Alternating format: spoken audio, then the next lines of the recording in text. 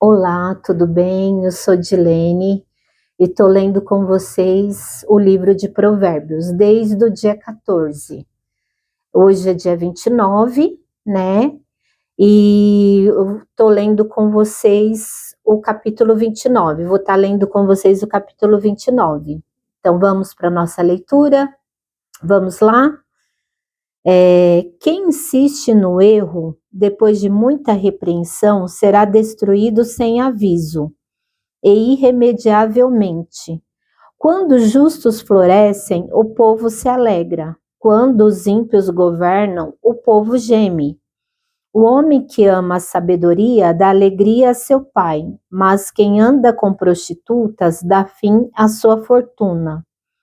O rei que exerce a justiça dá estabilidade ao país, mas o que gosta de subornos o leva à ruína. Quem adula seu próximo está armando uma rede para os pés dele. O pecado do homem mau o apanha na sua própria armadilha, mas o justo pode cantar e alegrar-se. Os justos levam em conta os direitos dos pobres, mas os ímpios nem se importam com isso. Os zombadores agitam a cidade, mas os sábios a apaziguam. Se o sábio for ao tribunal contra o insensato, não haverá paz, pois o insensato se enfurecerá e zombará. Os violentos odeiam os honestos e procuram matar o homem íntegro. O tolo dá vazão à sua ira, mas o sábio domina-se. Para o governante que dá ouvidos a mentiras, todos os seus oficiais são ímpios. O pobre e o opressor têm algo em comum: o Senhor dá vista a ambos. Se o rei julga os pobres com justiça, seu trono estará sempre seguro. A vara da correção dá sabedoria, mas a criança entregue a si mesma envergonha sua mãe. Quando os ímpios prosperam, prospera o pecado, mas os justos verão a queda deles. Discipline seu filho e este lhe dará paz, trará grande prazer à sua alma. Onde não há revelação divina, o povo se desvia, mas como é feliz quem obedece à lei. Meras palavras não bastam para corrigir o escravo, mesmo que entenda não reagirá bem. Você já viu alguém que se precipita no falar? Há mais esperança para o insensato do que para ele. Se alguém mima seu escravo desde jovem, no fim terá tristezas. O homem irado provoca brigas, e o de gênio violento comete muitos pecados. O orgulho do homem o humilha, mas o de espírito humilde obtém honra. O cúmplice do ladrão odeia a si mesmo, posto sob juramento não ousa testemunhar. Quem teme o homem cai em armadilhas, mas quem confia no Senhor está seguro. Muitos desejam os favores do governante, mas é do Senhor que procede a justiça. Os justos detestam os desonestos, já os ímpios detestam os íntegros. Amém? Então, aqui termina a nossa leitura do capítulo 29 de Provérbios, e o versículo que eu quero citar com vocês é o versículo 23, que fala o seguinte: o orgulho do homem o humilha, mas o de espírito humilde obtém honra.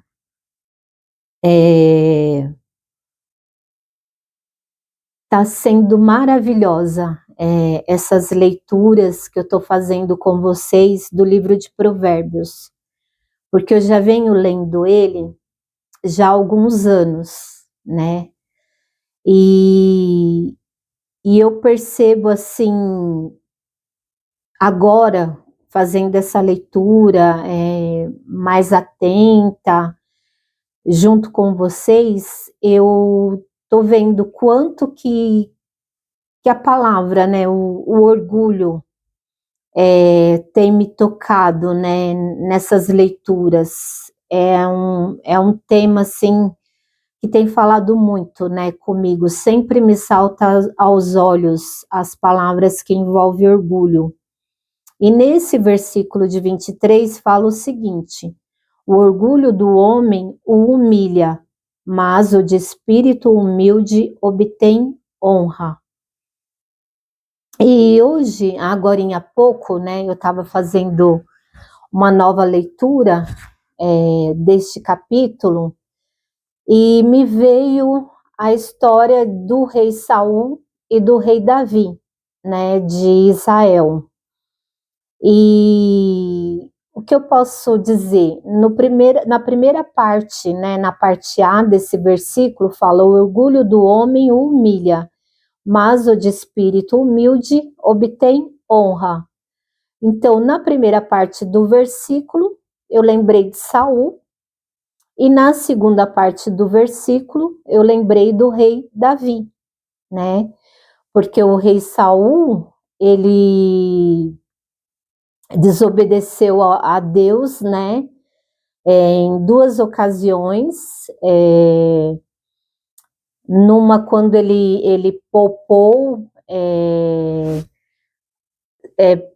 o rei Agag, se eu não me engano, é o rei Agag, quando o Senhor Deus tinha falado para destruir todos os amalequitas após o confronto, a batalha, e ele poupou Agag, poupou também mais gado, porque ele pensava em oferecer sacrifícios ao Senhor. E depois ele, no momento que poderia participar de uma guerra, ele tinha recebido instruções, né, para esperar o profeta Samuel para fazer o sacrifício, e só depois então entrar para a batalha, né? Ele se precipita porque achou que o profeta Samuel estava demorando e faz ele mesmo o sacrifício. E aí o Senhor Deus fica bravo e tira o reinado da mão dele, né? E o dá ao rei Davi, no caso. E aí na segunda parte do versículo fala: mas o de espírito humilde obtém honra. Se a gente olhar aos nossos olhos humanos, dá-se a impressão de que o rei Saul pecou menos do que o rei Davi, né? Porque o rei Davi, ele comete o pecado de adultério, né, com Batseba, e depois põe o seu esposo na frente no fronte de batalha para morrer na guerra, né, e ser morto depois, para ele, de certa forma, contornar o erro que ele havia cometido com a esposa de Urias. Então, aos nossos olhos humanos, dá-se a impressão que os pecados de Davi foram maiores que o de Saul.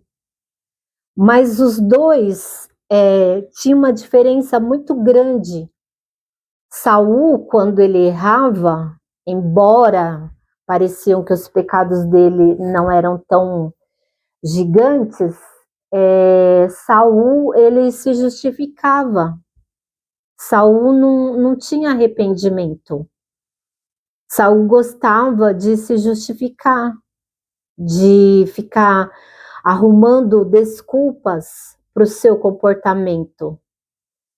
E isso, de certa forma, irritou Deus, porque ele não se responsabilizava pelos seus próprios atos. E o rei Davi, ele já é até chamado na Bíblia, né, segundo o coração de Deus, o rei Davi era humilde.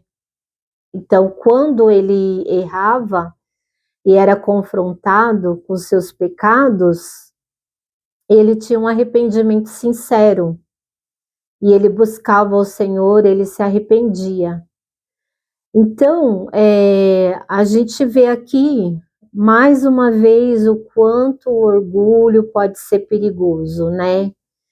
No caso do Saul, o levou à ruína, né? Tanto é que ele depois é morto numa batalha, né? Num confronto, e o seu reinado não permaneceu, porque é sabido que todo rei deixa um herdeiro para o trono, né? Todo rei faz isso. E o rei Saul não conseguiu deixar um herdeiro para o seu trono, porque ele desobedeceu a Deus. O Senhor Deus tinha dado umas instruções e ele simplesmente se achou no direito de fazer as coisas ao seu bel prazer, da maneira que ele achava melhor. E o Senhor Deus não gostou e acabou tirando seu reinado e o deu a Davi. Davi não, Davi ele errou, cometendo adultério, foi responsável pela morte do Urias, né, que era o marido de Batseba, mas Davi se arrependeu, Davi se arrependia e ele buscava o Senhor, né? Ele buscava o Senhor quando se arrependia. Davi, quando ele comete os erros lá, os pecados, né, que ele cometeu, ele não ficou livre das consequências do seu pecado.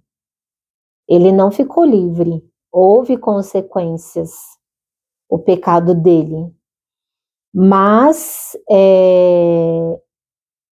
o reinado dele permaneceu, né? Ele conseguiu fazer um sucessor, deixar no trono, né? Que foi o rei Salomão, né? Que foi o segundo filho dele com Batseba, e o Senhor Deus confirmou o reinado dele através do rei Salomão, né? Da sua dinastia. E a gente pode ver, né, a diferença dos dois reis de Israel, né? Saul, ele caiu na soberba, né? Ele deixou o orgulho, o fato de ser rei de Israel, ele deixou o orgulho cegar ele, a ponto dele desobedecer a Deus. E aí a sua vida foi uma ruína, né? Só foi uma derrota, e ele não conseguiu fazer sucessor. O rei Davi não. O rei Davi é chamado segundo o coração de Deus. Por quê? O rei Davi tinha um coração humilde. O rei Davi se quebrantava diante do Senhor. Ele buscava o Senhor. Ele consultava o Senhor, ele buscava o Senhor, e quando ele cometia os erros dele, ele se humilhava perante o Senhor. Ele reconhecia seu erro e se arrependia de fato. Ele tinha arrependimento sincero. E o Senhor via isso nele, via a humildade em seu coração. E por isso o Senhor Deus confirmou o seu reinado. Como eu falei, as consequências ele teve dos erros dele, mas o Senhor não se afastou dele, não afastou a presença dele mesmo, não afastou a presença do rei Davi, não se afastou do rei Davi, pelo contrário, né? Se manteve com ele, depois com o filho, o rei Salomão. Amém? Então, mais uma vez, né, um dos versículos vem falar sobre orgulho, e a Bíblia é maravilhosa. Eu não canso de me repetir. A Bíblia é maravilhosa. tem muitos e muitos ensinamentos.